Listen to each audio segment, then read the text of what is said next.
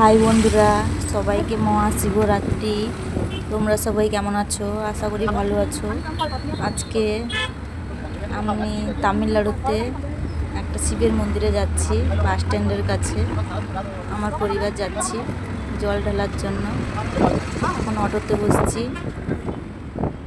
অটোতে যেতে যেতে সাইডে আর একটা মন্দির দেখতে পেয়ে গেলাম, দেখাচ্ছি দেখো তোমাদের।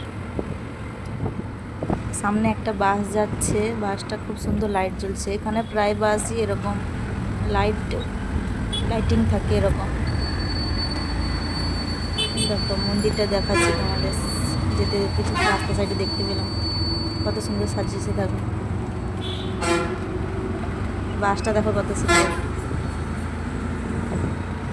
দারুণ বাসটা দেখতে ভালো লাগছে। আমার রুম থেকে মন্দিরটা বেশি দূরে না, কাছাকাছি।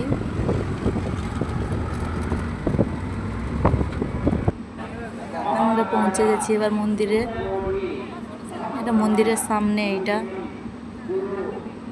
মন্দিরের কাজ হচ্ছে দেখছি, সব ঘেরা আছে, দেখা যাচ্ছে না মন্দিরটা ভালো করে। অ্যাডভেস্টার দিয়ে চাপিয়ে দিয়েছে, কাজ হচ্ছে বলে। আমার ছেলে টাটা করে দিচ্ছে।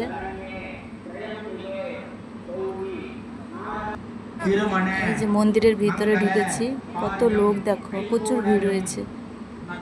আমরা বিকালে 6:30টার দিকে, এখানে 6:30 7টা পর্যন্ত এরকমই থাকে, অন্ধকার হয়নি দেখো এখনো। 6:30টার দিকে বেরিয়েছি বাড়ি থেকে, 10 মিনিট মতো লাগছিল অটোতে।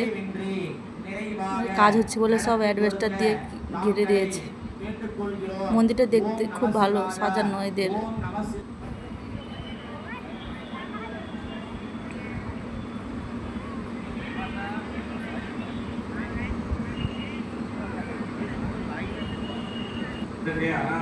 আমি তামিলনাড়ুতে 4 বছর ধরে আছি, কিন্তু এই প্রথম শিবরাত্রিতে মন্দিরে গেলাম। এখানে যাইনি, এমনি গেছি অন্য সময়, এই সময় যাইনি। প্রচুর ভিড় হয়েছে, লাইন দিয়ে যেতে হচ্ছে। দেখো কীভাবে লাইন ধরতে হচ্ছে, দেখো প্রচুর ভিড় হয়েছে।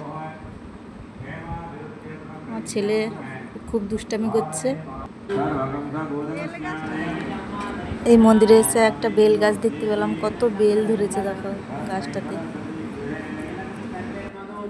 আমার ছেলেকে দেখো, আমাদের কাছে নেই, যাকে দেখতে পাবে তাদের কাছেই চলে যাবে, চিনু আর না চিনু। অনেক রকমের ছোট ছোট মন্দির আছে এখানে,